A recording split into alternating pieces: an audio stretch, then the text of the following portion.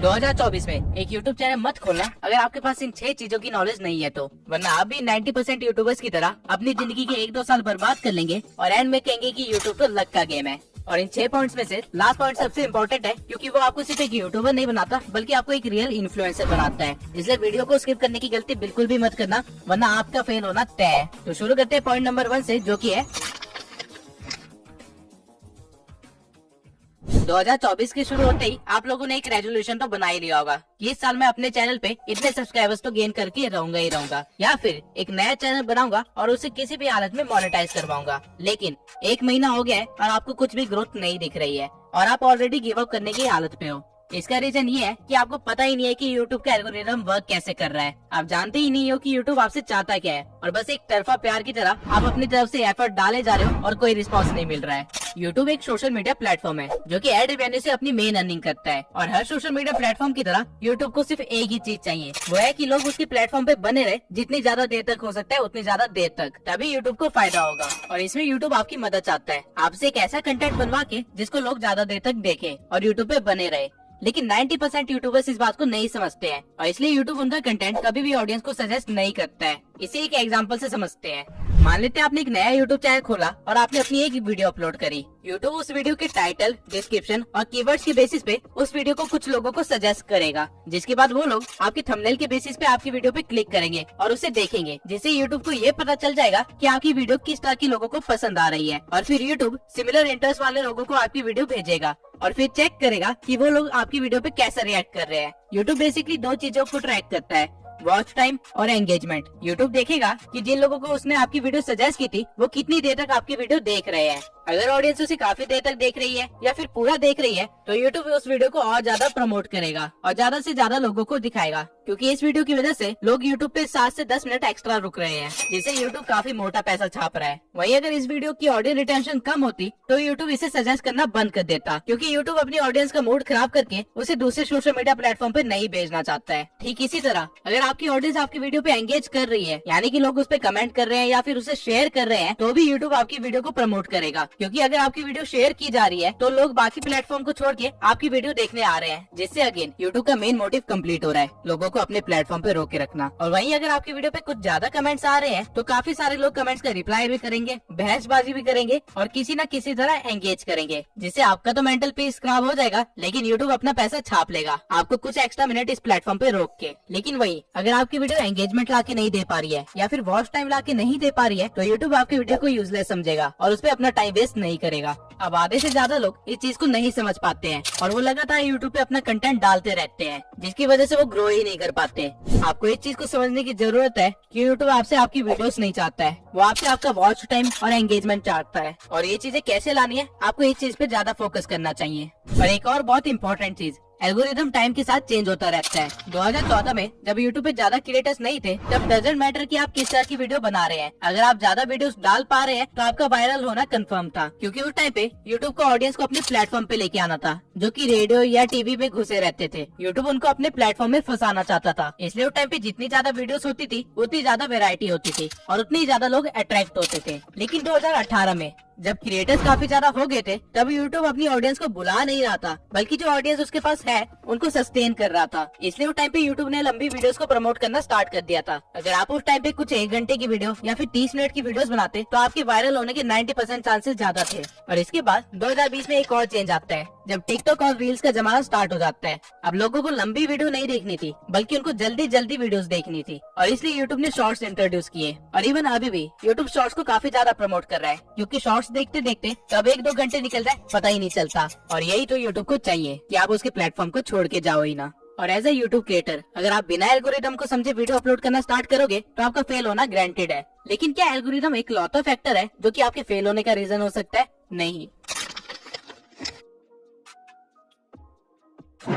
अगर आप अभी तक इस भ्रम में जी रहे हैं कि आप रोज वीडियो डालेंगे और आपकी कोई ना कोई वीडियो तो वायरल हो ही जाएगी, तो आप बहुत ही जल्दी अपनी मेहनत और टाइम बर्बाद करके क्विट करने वाले हैं, क्योंकि आपको इस चीज को समझने की बहुत ही ज्यादा जरूरत है कि क्वालिटी ओवर पावर्स क्वांटिटी। अगर आप 2 चैनल्स खोलते हैं जिनमें से आप एक चैनल पे साल में सिर्फ 4 क्वालिटी वीडियोस बनाते हैं और वहीं दूसरे चैनल पे साल में 365 वीडियोस बनाते हैं, लेकिन सारी वीडियोस बिलो एवरेज है, तो वो जो 4 वीडियोस वाला चैनल है वो मिलियन सब्सक्राइबर्स गेन कर चुका होगा, वही 365 वीडियोस वाला चैनल हो सकता है कि 10,000 सब्सक्राइबर्स भी गेन ना किए हो। रीजन बीइंग कि वो 4 वीडियोस की क्वालिटी 365 वीडियो से भी ज्यादा है और यही रीजन है कि डिकोडिंग वाईटी, मैं और कई सारे छोटे चैनल से इतनी जल्दी ग्रो कर पाए, वो भी इतनी कम वीडियोस में, क्योंकि ये चीज हमें पता थी। अगर आपको क्वालिटी कंटेंट बनाने में 1 महीना लगता है तो कोई बात नहीं, लेकिन बिलो एवरेज कुछ भी मत दिखाइए, क्योंकि अभी यूट्यूब पे ऑप्शंस की भरमार है। अगर ऑडियंस को आपकी वीडियो पसंद नहीं आई तो वो किसी और के चैनल पे जाके उसकी वीडियोस देख लेंगे और यूट्यूब ये चीज देखेगा तो यूट्यूब उसके चैनल को प्रमोट करेगा। वहीं अगर ऑडियंस को आपकी वीडियो पसंद आ गई तो वो आपकी वीडियोस के लिए वेट क्या करेंगे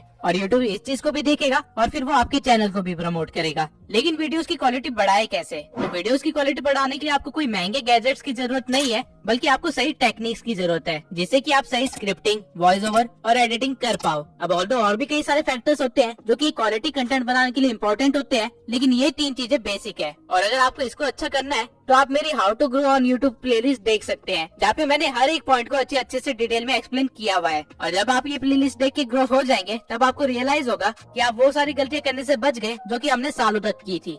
लेकिन सिर्फ क्वालिटी कंटेंट और एल्गोरिदम को समझने से आप अपने चैनल को फेल होने से नहीं बचा सकते हैं, क्योंकि यूट्यूब अगर आपकी वीडियो ऑडियंस तक पहुंचाएगा ही नहीं, उसे इंप्रेशंस देगा ही नहीं, तो वीडियो का आप क्या ही करोगे। अगर आपको नहीं पता कि रिटर्निंग व्यूअर्स कैसे इंक्रीज करे, या फिर न्यू व्यूअर्स को कैसे गेन करे, या फिर अपनी वीडियो को रैंक कैसे करवाए, या फिर CTR, RPM, CPM जैसी चीजें क्या होती है, तो आप एक बड़े से जंगल में बिना मैप के निकल चुके हैं, जहाँ पे आधे रास्ते में आपको YouTube नाम का एक शेर खाने वाला है। SEO में रैंक करने के लिए बेसिकली आपको 3 चीजों की जरूरत होती है: टाइटल, कीवर्ड्स और थंबनेल। और इनके सिवाय अपने SEO को ट्रैक करने के लिए और उसे और भी ज्यादा इम्प्रूव करने के लिए आपको YouTube के एनालिटिक्स को अच्छी तरह से देखना आना चाहिए, क्योंकि अगर आपको अपना एनालिटिक्स समझ नहीं आ रहा है तो आप अपनी ऑडियंस को नहीं समझ पा रहे हो। एंड अगेन, अगर आप अपनी ऑडियंस को समझ नहीं पा रहे हो तो एल्गोरिथम आपकी मदद नहीं करेगा। अब सही से टाइटल, डिस्क्रिप्शन और हैशटैग्स कैसे डालते हैं, इसके ऊपर मैंने ऑलरेडी एक वीडियो बना रखी है। लेकिन एनालिटिक्स को स्टडी कैसे करे, उसे इम्प्रूव कैसे करे और उसके साथ उसको ऑप्टिमाइज कैसे करे, इसके ऊपर मैंने अभी तक कोई भी वीडियो नहीं बनाई है। तो अगर आप लोग चाहते हैं कि मैं इस टॉपिक पे एक वीडियो बनाऊं तो कमेंट सेक्शन में एनालिटिक्स लिख दीजिए। 1000 कमेंट होते ही मैं वीडियो बनाना स्टार्ट कर दूंगा। बस सोचिए, आप सब कुछ सीख जाते हैं और अपने चैनल की क्राइटेरिया को पूरा करने के बाद उसे मोनेटाइजेशन के लिए अप्लाई करते हैं और YouTube आपको रिजेक्ट कर देता है। ऐसा होने की चांसेस बहुत ही ज्यादा है अगर आपको नहीं पता कि YouTube की पॉलिसीज और गाइडलाइंस क्या है। YouTube की नई पॉलिसी के अकॉर्डिंग आप अपने चैनल को 500 सब्सक्राइबर्स और 3000 वॉच आवर से भी मोनेटाइज करवा सकते हैं, या फिर शॉर्ट्स के 3 मिलियन व्यूज से भी। ये क्राइटेरिया पहले 1000 सब्सक्राइबर्स और 4000 घंटे का था और 10 मिलियन शॉर्ट्स की व्यूज। लेकिन यहाँ पे YouTube एक गेम खेल रहा है। आप अगर 500 सब्सक्राइबर्स के साथ अपने चैनल को मोनेटाइज करवाते हैं तो आपको एड रेवेन्यू नहीं मिलेगा, बल्कि आपको सुपर चैट, मेंबरशिप और मर्चेंडाइज का ऑप्शन मिलेगा, जिनसे की काफी कम अर्निंग होती है। आपको एड रेवेन्यू नहीं मिलेगा, जो कि हमारा मेन सोर्स ऑफ इनकम होता है। लेकिन YouTube ने ऐसा क्यों किया? अपने क्रिएटर्स को बचाने के लिए। YouTube आप पे मेहरबान नहीं हो रहा है, बल्कि टिकटॉक ने अपना क्राइटेरिया लो कर दिया था, इसलिए YouTube को भी लो करना पड़ा, ताकि उसके क्रिएटर्स YouTube को छोड़ के टिकटॉक पे ना भागे। और अगर आपको लग रहा है कि आप सिर्फ शॉर्ट्स बना के वायरल हो जाओगे और अपने YouTube चैनल को मोनेटाइज करवा लोगे, तो let me tell you one thing, shorts पे अर्निंग ना के बराबर है, अंटिल आपके हर शॉर्ट्स मिलियन व्यूज के ऊपर न जा रहे हो। बल्कि एक शॉर्ट को वायरल करने से ज्यादा आसान एक लॉन्ग फॉर्म कंटेंट को वायरल करना है। लेकिन YouTube ने आपके दिमाग में इसकी टोटली अपोजिट चीज भर दी है, जिसकी वजह से आप काफी ज्यादा टाइम और मेहनत बर्बाद करने वाले हैं। अगर आपको सिर्फ वायरल होना है तो शॉर्ट्स आपके लिए सही चीज है, लेकिन आप अगर YouTube पे एक करियर बनाना चाहते हैं और यहाँ से अर्निंग करना आपका मेन गोल है, तो आपके लिए शॉर्ट्स सही चीज नहीं है। इसके सिवाय AI के ट्रेंड में होने के कारण YouTube ने AI से रिलेटेड भी काफी सारी पॉलिसीज निकाली है, लेकिन इन पॉलिसीज में कहीं पे भी AI वॉइस यूज करने से मना नहीं किया गया है, अंटिल आप किसी और की वॉइस को क्लोन करके अपनी वीडियो बना रहे हो। अगर आप 11 लैब जैसी किसी वेबसाइट से अपनी वॉइस जनरेट करवा रहे हो तो कोई प्रॉब्लम नहीं है, लेकिन अगर आप उसको बोलते हो कि डोनाल्ड ट्रम्प जैसी वॉइस को क्लोन करके आपकी वीडियो बनाए, तो आपके लिए एक प्रॉब्लम है। सेम वे में अगर आप AI से कोई वीडियो 0 से एडिट करवाते हो तो कोई प्रॉब्लम नहीं है, लेकिन अगर आप किसी और का कंटेंट उठा के उसे AI में डाल के कुछ और बनवाते हो और फिर उसे YouTube पे अपलोड करते हो, तो आपके लिए एक बहुत ही बड़ी प्रॉब्लम है। और इवन आप AI की वॉइस को भी लगातार यूज नहीं कर सकते हो डायरेक्टली, वरना वो रीयूज कंटेंट में आ जाएगा। आपको अपनी वॉइस को थोड़ा सा एडिट करना पड़ेगा। ठीक इसी तरह कॉपीराइट क्या है, इससे कैसे बचा जाता है और सही तरीके से किसी को एट्रीब्यूट्स कैसे दिए जाते हैं ताकि कभी लीगल केस में ना फंसे, इन सब की नॉलेज होना बहुत ही जरूरी है। वरना मैं ऐसे भी कई क्रिएटर्स को जानता हूँ जिनके मिलियंस में सब्सक्राइबर्स थे, लेकिन ये पॉलिसी गाइडलाइंस को वायलेट करने की वजह से रातों रात उनका चैनल गायब हो गया। कॉपीराइट के ऊपर मैं अलग से एक डेडिकेटेड वीडियो जरूर बनाऊंगा, क्योंकि ये एक बहुत ही बड़ा टॉपिक है और साथ में काफी कॉम्प्लेक्स भी है। आप कह सकते हैं कि इसको समझाने के लिए एक लॉ की डिग्री होना बहुत ही जरूरी है, क्योंकि यूट्यूब की कॉपीराइट पॉलिसी यूएसए के एक्ट के अकॉर्डिंग चलती है। लेकिन इससे डरने की कोई भी बात नहीं है, बस आपको थोड़ी सी नॉलेज होनी चाहिए ताकि आपका करियर बच सके। अब ऐसे भी कई सारे चैनल्स हैं जिन्होंने इन सब चीजों का ध्यान रखा था, लेकिन आज उनकी हालत एक नए यूट्यूबर से भी बेकार हो रखी है। लेकिन ऐसा कैसे हुआ? यूट्यूब एक रियल बिजनेस है और हर बिजनेस की तरह यहाँ पे भी कंपटीशन है, और अगर आप अपने कंपटीशन को नहीं भाप पाए तो आपका कंपटीशन आपको खत्म कर देगा। और कुछ ऐसा ही हुआ है जुन्नू की टेक और फैक्ट टेक के साथ। और ये प्रॉब्लम आपको सिर्फ तब नहीं आएगी जब आप ग्रो कर चुके होगे, बल्कि आप जब ग्रो करने की कोशिश कर रहे होगे तब आपको रियलाइज होगा कि आपसे बेहतर चैनल्स आपके बिल्कुल बगल में ही खड़े हैं और आपसे कम्पीट कर रहे हैं। और अगर आपको उनको पीछे छोड़ना है तो आपको कुछ ऐसा करना पड़ेगा जो कि कोई और नहीं कर रहा है, वरना आप भी 90% यूट्यूबर्स की तरह इस कंपटीशन में दब के खत्म हो जाओगे। अब अगर आप सोच रहे हैं कि मैं नीश ही ऐसे सिलेक्ट करूंगा जिसमें कंपटीशन ना के बराबर हो, तो आप बहुत ही गलत हो, क्योंकि ऐसी कोई भी नीश नहीं है जिसमें कंपटीशन ना हो। आप कुछ भी इमेजिन कर सकते हैं और जब आप सर्च करेंगे तो आपको उसमें कंपटीशन मिलेगा ही मिलेगा। तो कंपटीशन से बचे कैसे? इसका सिर्फ एक ही तरीका है कि आपको ट्रेंड के साथ चलना पड़ेगा, एडेप्टेशन करनी पड़ेगी और साथ में अपनी एक यूनिक आइडेंटिटी बिल्ड करनी पड़ेगी। इवन हमारी नीश में भी काफी सारे क्रिएटर्स 5 साल से भी पहले बैठे हुए हैं, लेकिन पिछले 1 साल में एक नया ट्रेंड आया है जिसकी वजह से इन बड़े क्रिएटर्स को भी मुश्किल का सामना करना पड़ रहा है। वो है एडिटिंग का ट्रेंड। ये सारे क्रिएटर्स अपनी फेस कैम वाली वीडियोस को हटा के अब एक व्हाइट बोर्ड पे आ गए हैं, जहाँ पे ये व्हाइट बोर्ड पे सारी चीजें एक्सप्लेन कर रहे होते हैं। लेकिन नए ट्रेंड में जहाँ एडिटिंग के थ्रू हर चीज को एक्सप्लेन किया जा रहा है, उसे ये अडेप्ट नहीं कर पाए, जिसकी वजह से छोटे चैनल्स भी इनसे ज्यादा व्यूज ले जा रहे हैं। और ठीक इसी तरह छोटे चैनल्स में भी कंपटीशन काफी ज्यादा बढ़ गया है, जहाँ पे ग्रो करने के लिए आपको कुछ यूनिक करना पड़ेगा। और वो कोई भी छोटी सी चीज हो सकती है, चाहे आपके बोलने का तरीका हो सकता है, आपकी स्क्रिप्टिंग का स्टाइल हो सकता है, या फिर मेरी तरह एक एआई अवतार हो सकता है, लेकिन कुछ अलग जो कोई और ना कर रहा हो। अब अगर आप कंपटीशन से बच भी गए तो आपको वो करना है जो बड़े क्रिएटर्स मजबूरी में नहीं कर पाते हैं और छोटे क्रिएटर्स बिना किसी प्रॉब्लम के कर सकते हैं।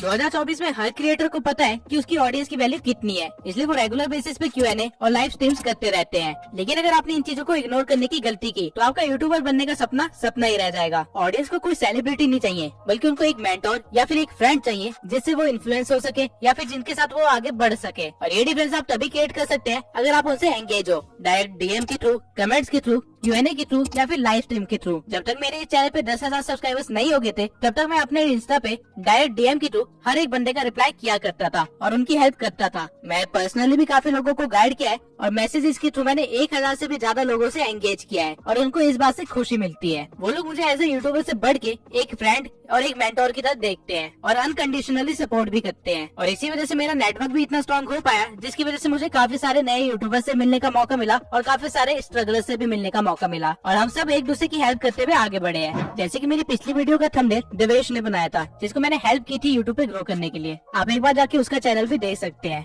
इवन आज भी सोने से पहले मैं कम से कम 20 से लेकर 30 डीएम्स का रिप्लाई करता हूँ और इससे एक ऐसा इम्पैक्ट बना है कि कल को अगर मैं कोई एक नया चैनल भी खोलता हूँ, भले कुकिंग के ऊपर ही क्यों ना हो, वो लोग मेरे को सपोर्ट करेंगे। डजंट मैटर कि मैं क्या कर रहा हूँ। जैसे जैसे चैनल ग्रो होने लगता है, आपके पास काम बढ़ने लगते हैं और आपके पास ऑडियंस से एंगेज करने का उतना ही कम टाइम बचता है। लेकिन मेक श्योर जिन्होंने इस चैनल की स्टार्टिंग में आपको सपोर्ट किया था, आप उनको एंड तक सपोर्ट करो, क्योंकि वो स्कूल फ्रेंड्स की तरह होते हैं। और क्योंकि आज मुझे मौका मिला है, तो मैं अमन पटेल के साथ साथ उन सभी सब्सक्राइबर्स को थैंक यू बोलना चाहता हूँ जो मेरे चैनल की स्टार्टिंग से लेके अभी तक मेरे साथ बने हुए हैं, और इनको मैं एज अ ट्रू फैमिली मानता हूँ। अब आपको वो सारे 6 पॉइंट्स पता है जो आपको ध्यान में रखने चाहिए 2024 में एक यूट्यूब चैनल खोलने से पहले। और अगर आपने सोच लिया है कि आप एक यूट्यूबर बन के ही रहेंगे, तो मेरी इस प्लेलिस्ट को जरूर देखना। आप ऑलरेडी अपने कंपटीशन से काफी ज्यादा आगे बढ़ चुके होंगे। इसी के साथ इस वीडियो को खत्म करते हैं। मैं गिव अवे का विनर अगली वीडियो में अनाउंस करूंगा और अगली वीडियो एक Q&A होगी, जहाँ पे मैं यूट्यूब से रिलेटेड हर क्वेश्चन का आंसर दूंगा। तो कमेंट सेक्शन में अपनी क्वेश्चन लिख दीजिए, क्योंकि अगली वीडियो में उसका आंसर मिलने वाला है।